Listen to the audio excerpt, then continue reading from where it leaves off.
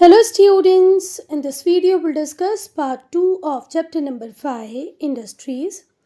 Students, I hope you'll have seen part 1 of this chapter. If not, do watch it. Students, till here we have completed everything in part 1. We'll start part 2 with major industries. बेटा major industries से हम हमारे part 2 को start करेंगे और सबसे पहले discuss करेंगे आयरन एंड स्टील इंडस्ट्री को। तो सबसे पहली बात तो आपको ये याद रखना है कि आयरन एंड स्टील इंडस्ट्री को ही हम बेसिक इंडस्ट्री या फीडर इंडस्ट्री कहते हैं। अब क्यों कहते हैं, ये एक बड़ा क्वेश्चन है भाई। वो इसलिए क्योंकि बहुत सारी ऐसी इंडस्ट्रीज़ हैं जो अपने रॉ मटेरियल के लिए किस पे डिपेंड करती हैं, आयरन एंड स्टील इंडस्ट्री पे डिपेंड करती हैं। मतलब आयरन एंड स्टील इंडस्ट्री का जो फिनिश प्रोडक्ट है, क्या है फिनिश प्रोडक्ट, वो रॉ मटेरियल है बहुत सारी इंडस्ट्रीज़ के लिए। जैसे ऑटोमोबाइल इंडस्ट्री, इंजीनियरिंग गुड्स, इन्हें आयरन की रिक्वायरमेंट होती है, आयरन शीट्स की रिक्वायरमेंट होती है। तो वो रिक्वायरमेंट पूरी कौन करती है, आयरन एंड स्टील इंडस्ट्री। चलो, तो बेटा आयरन एंड स्टील इंडस्ट्री को हम क्या कहते हैं, बेसिक और फीडर इंडस्ट्री, क्योंकि ये प्रोवाइड करती हैं बेसिस किसके लिए, अदर इंडस्ट्रीज़ के ऑपरेशंस के लिए। बेटा अगर आयरन एंड स्टील इंडस्ट्री नहीं होगी तो कार बनाना बहुत मुश्किल हो जाएगा, क्योंकि कार के लिए जो आयरन शीट चाहिए वो कहाँ से ही बन के आती है, आयरन एंड स्टील इंडस्ट्री से। ठीक है, इसीलिए यहाँ पर लिखा है it provides basis for operation of other industries. जो प्रोडक्ट्स होता है इस इंडस्ट्री का, उसे यूज़ किया जाता है as raw material by other industry. दूसरी जो इंडस्ट्रीज़ हैं वो रॉ मटेरियल की तरह यूज़ करती हैं आयरन एंड स्टील इंडस्ट्री के फिनिश्ड गुड्स को या प्रोडक्ट को। जो आयरन एंड स्टील इंडस्ट्री होती है उसे हैवी इंडस्ट्री भी कहते हैं। अब यहाँ से सेकंड क्वेश्चन आता है बेटा कि क्यों हम आयरन एंड स्टील इंडस्ट्री को हैवी इंडस्ट्री कहते हैं। क्योंकि बेटा इसका जो रॉ मटेरियल होता है वो भी बहुत बल्कि होता है। रॉ मटेरियल में क्या क्या आता है बेटा, आयरन ओर, कोल, और ये आयरन और कोल हमें बहुत ज़्यादा क्वांटिटी में चाहिए पड़ता है। ऑलरेडी ये हैवी है और बहुत ज़्यादा क्वांटिटी में भी चाहिए पड़ता है। दूसरी बात, इसका जो फिनिश प्रोडक्ट बनता है वो भी बहुत हैवी होता है, इसीलिए इसे क्या कहते हैं, हैवी इंडस्ट्री। तो पूछा जाए आयरन एंड स्टील इंडस्ट्री को हैवी इंडस्ट्री क्यों कहते हैं, तो लिख पाओगे बिकॉज इट्स यूजेस बल्कि raw material which is iron और एंड कोल, और वो भी कैसे, ह्यूज क्वान्टिटी में, और इसका जो फिनिश प्रोडक्ट है वो भी बहुत हैवी होता है। बेटा जो इनपुट्स होते हैं जो आयरन एंड स्टील इंडस्ट्री को चाहिए, उसमें आता है आयरन और कोल, लाइमस्टोन, मैग्नीज, लेबर और कैपिटल। कैपिटल तो देखो हर इंडस्ट्री में चाहिए, लेबर हर इंडस्ट्री में चाहिए, पर जो मेन रिक्वायरमेंट है आयरन एंड स्टील इंडस्ट्री की वो क्या क्या हो सकती हैं, आयरन और कोल, हो सकती नहीं है, होती हैं आयरन और कोल, लाइमस्टोन और मैग्नीज। इसके अलावा लेबर एंड कैपिटल तो कॉमन फैक्टर्स रहेंगे। और दूसरा इंफ्रास्ट्रक्चर, मतलब आपको जगह चाहिए है ना, ब्लास्ट फर्नांसेस चाहिए हैं, तो वो अदर इंफ्रास्ट्रक्चर में आ जाएगा। तो समझ में आ गया।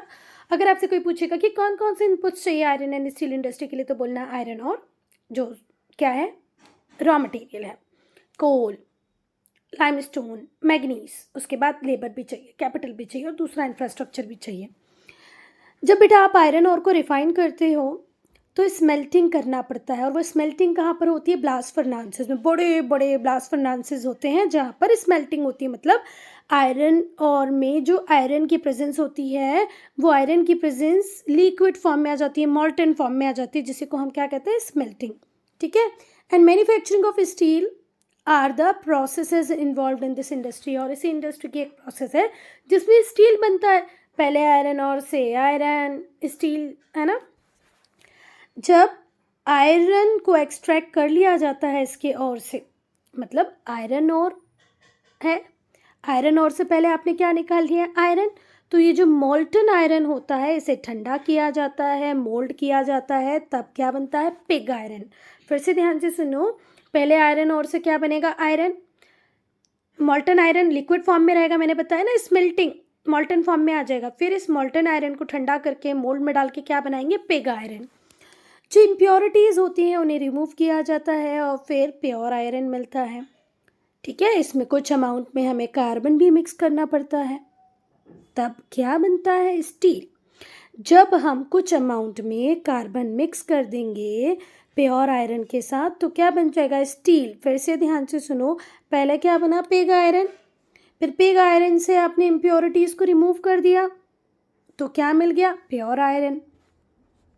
पहले आपने आयरन और के साथ कोल, लाइमस्टोन, मैग्नीज को डाला, ब्लास्ट फर्नांसिस में स्मेल्टिंग हुई तो आपको क्या मिला? Pig iron. फिर पिग आयरन से और इम्प्योरिटीज़ को रिमूव कर दिया तो क्या मिल गया? Pure iron. पिग आयरन से मिला प्योर आयरन। फिर प्योर आयरन में जब आपने कार्बन मिक्स की तो क्या बन गया? स्टील। जो आयरन एंड स्टील इंडस्ट्री होती है वो उन एरियाज़ में ही डेवलप की जाती हैं जहाँ पर आयरन और कोल दोनों इजीली अवेलेबल हो जाएं, क्योंकि बेटा आयरन और बहुत बल्की है, इसका ट्रांसपोर्टेशन कॉस्ट बहुत ज़्यादा हो जाएगा, साथ ही साथ कोल भी चाहिए, कोल भी इतनी दूर से यहाँ पे लेके आना प्रॉब्लम हो जाएगी। तो हम आयरन और स्टील इंडस्ट्री को वहीं लगाते हैं जहाँ हमें आयरन और कोल ईजिली मिल जाए। तो बेटा जो यूनाइटेड स्टेट्स ऑफ अमेरिका है, यूएसए, वहाँ पर बहुत सारी स्टील प्रोड्यूसिंग सेंटर्स हैं, जैसे Alabama, Pittsburgh, Youngstown, Chicago, Gary. और यूरोप में भी बहुत बढ़िया developed iron and steel industry है, ठीक है, जो कहाँ कहाँ पर है? UK, France, Germany, Luxembourg, Poland, Belgium, Sweden, Ukraine, Russia, China, Australia, Brazil, Venezuela और साउथ अफ्रीका, साथ ही साथ जापान, ये भी major iron and steel producing countries हैं। इंडिया में कहाँ कहाँ पर आयरन एंड स्टील इंडस्ट्रीज़ मिलेगी आपको? तो मिलेगी छोटा नागपुर में, डेक्कन प्लेट्यू में। जो मेन सेंटर्स हैं उनमें आता है जमशेदपुर, बोकारो, कुल्ती, भिलाई, रौकीला, दुर्गापुर, भद्रावती, विजयनगर, विशाखापट्टनम और सालेम। फिर से एक बार देख लो, पहला क्या बताया कि भाई यूएसए में बहुत सारी जगह है, तो यूएसए में कहाँ कहाँ पर है? Alabama, Pittsburgh, Youngstown, Chicago, Gary. फिर यूरोप की बात करें तो यूरोप में ये इंडस्ट्री कहाँ कहाँ ज़्यादा डेवलप्ड है? तो UK, France, Germany, Luxembourg, Poland, Belgium, Sweden, Ukraine, Russia, China, Australia, Brazil, Venezuela, south Africa, ये भी, और साथ ही साथ जापान, ऐसे सेंटर्स हैं जहाँ पे आयरन और बढ़िया तरीके से प्रोड्यूस होता है। इसके अलावा अगर इंडिया में मैं बात करूँ, भाई इंडिया में कहाँ कहाँ होता है? तो इंडिया में छोटा नागपुर प्लेट्यू में होता है, डेक्कन प्लेट्यू में होता है, और मेजर सेंटर्स हैं Jamshedpur, Bokaro, कुल्ती, Bhilai, रौकीला, Durgapur, Bhadravati, Vijayanagar, Visakhapatnam and Salem.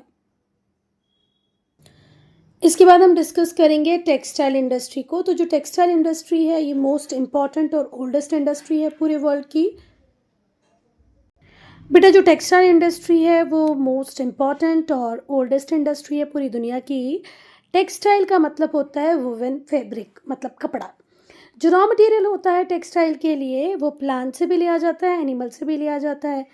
Cotton plant होगा, जूट प्लांट होगा, और सिल्क क्या होगा? एनिमल से मिलेगा, है ना। तो प्लांट प्रोडक्ट्स जैसे कि कॉटन, जूट, फ्लैक्स, और एनिमल से मिलने वाला क्या होगा बेटा? वूल और सिल्क। हम इन सबको ही क्या कहते हैं? Natural fibre. भले वो फ्लैक्स हो, कॉटन हो, वूल हो या सिल्क हो, ये सब क्या है? नेचुरल फाइबर है। फिर सिंथेटिक फाइबर भी होते हैं जैसे रेयॉन, नायलॉन, पॉलिएस्टर, ये भी बहुत ज़्यादा पॉपुलर हो रहे हैं। कॉटन बहुत ही ज़्यादा पॉपुलर फाइबर है ऑल ओवर वर्ल्ड में ही बेटा। जब इंडस्ट्रियल रेवोल्यूशन आया तो ड्रामेटिक चेंज आए टेक्सटाइल इंडस्ट्री में, बहुत इंपॉर्टेंट इन्वेंशंस हुए। वो इन्वेंशन कौन कौन से थे ये आपको याद रखना है। फ्लाइंग शटल आई थी 1733 में। फ्लाइंग शटल कब आई? 1733 में। फिर कार्डिंग मशीन आई 1748 में। स्पिनिंग म्यूल आया 1779 में। और फिर हमने देखा कि बहुत ज़्यादा डेवलपमेंट हुए कॉटन टेक्सटाइल इंडस्ट्री में। पहले जो काम हाथों से धीरे धीरे हो रहा था, अब फ्लाइंग शटल के थ्रू, कार्डिंग मशीन के थ्रू बहुत तेज़ी से हो रहा था। फिर पावर लूम का हम यूज़ करने लगे। पहले हम हैंडलूम का यूज़ करते थे, हैंडलूम के बाद हम किसका यूज़ करने लगे बेटा? Power loom. तो प्रोडक्शन की जो प्रोसेस थी वो थोड़ी सी फास्ट हो गई। आज 3 टाइप की मील्स आपको देखने को मिलेंगे। स्पिनिंग मील्स जो यार्न प्रोड्यूस करती हैं, फिर वीविंग मिल्स जो क्लॉथ प्रोड्यूस करती हैं, और कुछ कंपोजिट मिल्स होती हैं जो यार्न और क्लॉथ दोनों प्रोड्यूस करती हैं। तो ध्यान से सुनो, 3 टाइप की मील मिलेगी जब हम टेक्सटाइल इंडस्ट्री की बात करते हैं। एक होती है स्पिनिंग। स्पिनिंग का काम क्या है भाई? धागा बनाना। वीविंग का काम क्या है? क्लॉथ बनाना। कंपोजिट मील में धागा भी बनता है और कपड़ा भी बनता है। जो कॉटन टेक्सटाइल है वो मेनली कहाँ कहाँ पर मैन्युफैक्चर होता है? यूएसए में, यूके में, चाइना में, इंडिया, रशिया, जापान में, ठीक है, साथ ही साथ Brazil, France, Spain, Italy, Egypt. अब बट आपको लग रहा होगा इतने सारे नाम क्यों दिए भैया, टोटल 193 कंट्रीज़ हैं, तो कुछ के नाम तो देंगे ना, 10 नाम भी नहीं दिए यहाँ तो। यूएसए, यूके, चाइना याद रखो, इंडिया, रशिया, जापान याद रखो, ब्राज़ील, फ्रांस, स्पेन, इटली और इजिप्ट। इंडिया में अगर हम बात करें कॉटन टेक्सटाइल इंडस्ट्री कहाँ कहाँ पर है, तो वो है गुजरात, महाराष्ट्र, तमिलनाडु, कानपुर, कोलकाता, नागपुर, शोलापुर, इंदौर, कोयम्बटूर और दिल्ली। जो पहली कॉटन मिल थी वो मुंबई में लगाई गई थी, और कब लगाई गई थी, 1854 में। जो पहली कॉटन टेक्सटाइल मिल थी उसे सेटअप किया गया था मुंबई में 1854 में। मुंबई लार्जेस्ट सेंटर है कॉटन टेक्सटाइल प्रोडक्शन का, और इसे इसीलिए क्या कहते हैं, कॉटन पॉलिश ऑफ इंडिया। तो कॉटन पॉलिश ऑफ इंडिया किसको कहते हो आप, मुंबई को। क्यों कहते हो, क्योंकि यहाँ पर कॉटन टेक्सटाइल का बहुत ज़्यादा प्रोडक्शन होता है, ये लार्जेस्ट सेंटर है। अब हम डिस्कस करेंगे हमारी सनराइज इंडस्ट्री को, जिसको हम इंफॉर्मेशन टेक्नोलॉजी बोलते हैं। बेटा अब तो आपकी वॉच हो, मोबाइल हो, टीवी हो, हर जगह इंफॉर्मेशन टेक्नोलॉजी है। तो इंफॉर्मेशन टेक्नोलॉजी इंडस्ट्री को हम क्या कहते हैं, ग्लोबल इंडस्ट्री कहते हैं, सनराइज इंडस्ट्री कहते हैं। जो टर्म इंफॉर्मेशन टेक्नोलॉजी है उसका मतलब होता है science which uses software and computer. वो साइंस जहाँ सॉफ्टवेयर कंप्यूटर का यूज़ हो रहा है इंफॉर्मेशन को मैनेज करने के लिए, इंफॉर्मेशन के मैनेजमेंट के लिए, जहाँ सॉफ्टवेयर और कंप्यूटर का यूज़ हो रहा है उसे क्या कहते हैं, इंफॉर्मेशन टेक्नोलॉजी। ये हेल्प करती है डेटा को प्रोसेस करने में, प्रोटेक्ट करने में, सिक्योर करने में, स्टोर करने में, और जब चाहे जब आप इससे इंफॉर्मेशन को रिट्राइव भी कर सकते हो। तो इंफॉर्मेशन को रिट्रीव करना हो, डेटा को प्रोटेक्ट करना हो, डेटा को प्रोसेस करना हो, सिक्योर करना हो, ये सारे काम कहाँ पर होते हैं, आईटी इंडस्ट्री में होते हैं। ठीक है, जो इंडस्ट्री आईटी इंडस्ट्री से एसोसिएट होती हैं वो हैं computer, hardware, software, electronics, internet, telecom, engineering, e commerce. तो बेटा साथ ही साथ ई कॉमर्स, तो e commerce, engineering, telecom, internet, electronics, software, hardware, ये सब किससे एसोसिएट करते हैं, और साथ ही साथ कंप्यूटर भी किससे एसोसिएट करते हैं, आईटी से। बेटा जब से आईटी इंडस्ट्री आई है तो इन्फॉर्मेशन का ट्रांसफ़र बहुत इजी हो गया है, from one place to another, बहुत ही जल्दी हो जाता है और बहुत ही सस्ते में हो जाता है। आज मैं चाहूँ तो अपने प्रोडक्ट को यूएसए में सेल आउट कर सकती हूँ, है ना, क्योंकि अगर यूएसए से इन्फॉर्मेशन आई, भैया बताओ आपका प्रोडक्ट कैसे दिखता है, मैं इमेज भेज दूँगी, 3D में कैसे दिखता है, मैं वीडियो बना के भेज दूँगी। तो आईटी ने बहुत सारी चीज़ों को, स्पेशली इन्फॉर्मेशन के ट्रांसफ़र को बहुत इजी बना दिया है। जब से बेटा साइंटिफिकली एडवांस एप्लीकेशंस आई हैं, सॉफ्टवेयर आए हैं, गैजेट्स आए हैं, और उनके साथ साथ इंटरनेट, तो बहुत ही रेवोल्यूशनराइज हो गया है ये सारा काम। ठीक है, मतलब एक बड़ी क्रांति आई है इसमें।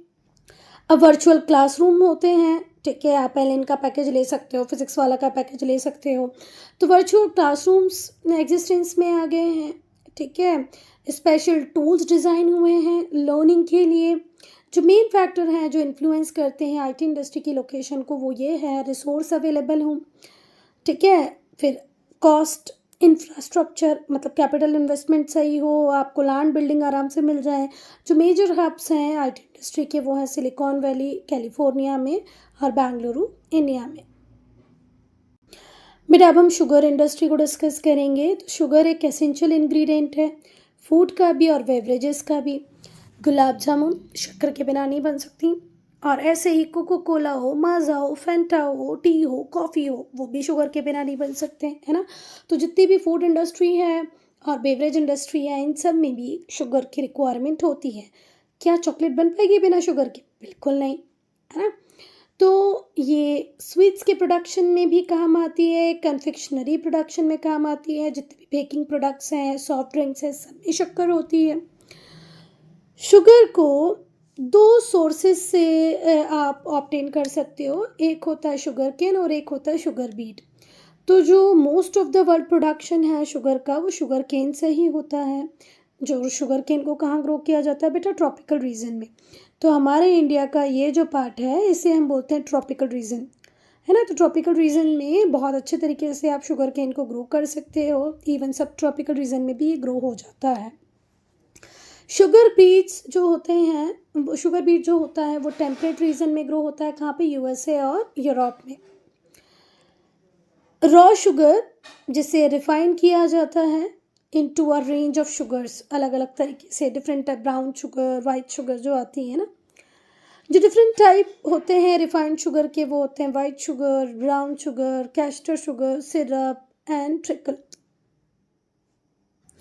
तो बेटा फिर से ध्यान से सुनो, जो रॉ शुगर होती है उसे रिफाइंड करके बहुत सारी शुगर्स बनाई जाती हैं।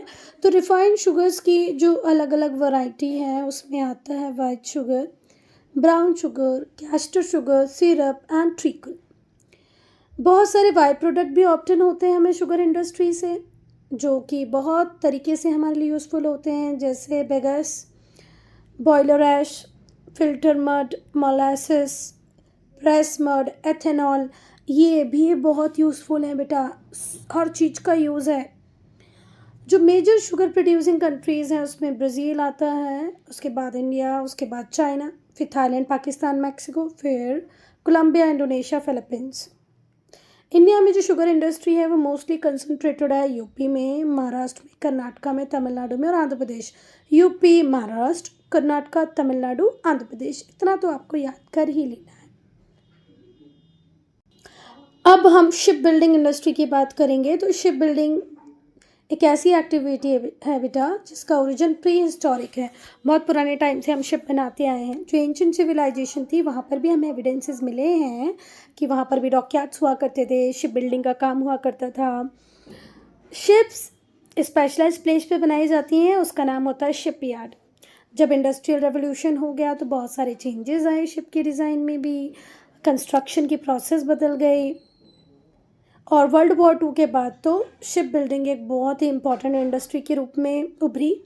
ठीक है, बहुत सारी कंट्रीज़ में बहुत ज़्यादा प्रोडक्शन होने लगा शिप्स का, जैसे चाइना, साउथ कोरिया, जापान, ये 3 लीडर्स हैं शिप बिल्डिंग में। अगर आपसे पूछा जाए कि वो लीडिंग प्रोड्यूसर कौन से हैं शिप्स के, 3 major leaders of ship building, तो आप बोलना भाई चाइना, साउथ कोरिया और Japan. India at present produce कर रहा है पर उतना अच्छा नहीं कर पा रहा है जितना चाइना, साउथ कोरिया और जापान कर रहे हैं। हमारे यहाँ 4 मेन सेंटर्स है शिप बिल्डिंग के, Visakhapatnam, Kochi, Kolkata, Mumbai. Visakhapatnam, Kochi, Kolkata, Mumbai, they are all owned and managed by government. और ये अभी भी प्राइवेट सेक्टर का यहाँ पर रोल बहुत कम है। ये जितनी भी चारों जगह हमारा काम हो रहा है ना, यहाँ पे सरकार ही करवा रही है, ओन भी वही कर रही है, मैनेज भी वही कर रही है। नाउ फिशिंग इंडस्ट्री बेटा, नेक्स्ट हम पढ़ेंगे फिशिंग इंडस्ट्री। तो फिशिंग ओल्डेस्ट ह्यूमन ऑक्यूपेशन है ना, मछली पकड़ना तो हम आदिकाल से जानते हैं। ये इंडस्ट्री हमें बहुत टाइप के फूड प्रोडक्ट प्रोवाइड कराती है और बहुत सारे लोगों को भी। फिशिंग इंडस्ट्री में आएगा, पहले तो मछलियों को पकड़ो, फिर उन्हें प्रोसेस करो, फिर उन्हें बेचो, है या फिश के प्रोडक्ट बना के बेच दो। 2 ब्रॉड टाइप होते हैं फिशिंग के, एक तो इनलैंड फिशिंग होती है, एक मराइन फिशिंग होती है। आप गंगा यमुना में मछलियाँ पकड़ रहे हो तो वो इनलैंड फिशिंग हो जाएगी, आप समुद्र में जाके पकड़ रहे हैं तो मराइन फिशिंग हो जाएगी। इनलैंड फिशिंग का मतलब है आप किसी स्ट्रीम में, रिवर में, लेक्स में, पॉन्ड में, पैडी फील्ड में अगर मछलियाँ पकड़ रहे हो जहाँ पर फ्रेश वाटर फिश मिलेंगी, है ना, जिसमें आती है ट्राउट, स्टोरस, कार्प और दूसरी स्पेशीज़। इसका नाम मैंने गलत पढ़ा बेटा, स्टर्जन है शायद, ये देख लेना एक बार Google pronunciation. Marine fishing ocean में, सीज में प्रैक्टिस की जाती है जहाँ आपको सॉल्ट वाटर फिश मिलेंगी। सॉल्ट वाटर की वैरायटी में हेरिंग, हेलीबर्ट, सडाइन, मैक्रेल। अच्छा, इनका प्रोनाउंसिएशन तो मैं कर रही हूँ पर मुझे नहीं पता वो सही है कि नहीं, तो एक बार क्रॉस चेक ज़रूर। तो बेटा जो फिशिंग है, भले वो इनलैंड हो या मराइन हो, ये वर्ल्ड के सारे ही पार्ट्स में होती है। जो इम्पोर्टेंट फिशिंग ग्राउंड्स हैं जहाँ पर बहुत लार्ज स्केल में कमर्शियल फिशिंग इंडस्ट्री काम कर रही है या कॉन्सेंट्रेटेड है, वो है cool water of high latitudes जहाँ पर ठंडा पानी अवेलेबल है। कहाँ का? नदर्न हेमिस्फीयर का। जो रीज़न है ये भाई, ये इंडस्ट्री वहीं पर क्यों कंसंट्रेटेड है, ये एक इम्पॉर्टेंट क्वेश्चन होता है कि भाई क्यों फिशिंग इंडस्ट्री हाई लैटिट्यूड्स पर ही सिचुएटेड या कंसंट्रेटेड ज़्यादा है, क्योंकि जो सीज़ और ओशन होते हैं वहाँ पर हाई लैटिट्यूड्स पे वहाँ पर प्लैंकटन ज़्यादा होते हैं, और प्लैंकटन मेजर सोर्स है फूड का फिश के लिए। तो जहाँ प्लैंकटन ज़्यादा होंगे वहाँ फिश ज़्यादा होगी, ना फिश ज़्यादा होगी वहाँ पर ही क्या होगी, फिशिंग इंडस्ट्री कंसंट्रेट होगी, मतलब वहीं पर होगी हाई लैटिट्यूड। हाँ, कूल टेम्परेट क्लाइमेट बहुत ज़्यादा सूट करता है मैराइन लाइफ को। जो इंडेंटेड कोस्ट लाइन होती है वो आइडियल साइट होती है फिशिंग पोर्ट्स के लिए। मेरी बात सुनो बेटा, इसको बोलते हैं इंडेंटेड कोस्ट लाइन। ये वाली कोस्ट लाइन होती है ये बहुत ज़्यादा अच्छी नहीं है, जैसे हमारी इंडिया की फ्रांस वगैरह की कोस्ट लाइन देखोगे तो वो बहुत इंडेंटेड है। जो लार्ज पॉपुलेशन है वो लेबर तो प्रोवाइड करती है, एक अच्छा खासा मार्केट भी प्रोवाइड करती है फिशिंग के लिए। चाइना लीडिंग नेशन है किसके लिए? ग्लोबल फिशिंग इंडस्ट्री के लिए। इसके बाद India, Indonesia, USA, Japan, Peru, Russia, Thailand, Vietnam, ये भी कुछ इंपॉर्टेंट फिशिंग नेशंस हैं पूरे वर्ल्ड के। इंडिया में जो मेजर फिश प्रोड्यूसिंग स्टेट्स हैं वो है Kerala, Karnataka, Maharashtra, Gujarat, Andhra Pradesh, West Bengal, Orissa, Goa and Tamil Nadu. Student, I am ending this video here only. If you have any doubt, any problem, to write in comment section. और ये स्टेट्स के नाम फटाफट इसलिए पढ़े क्योंकि बेटा ये तो आपके याद करने का पार्ट है ना।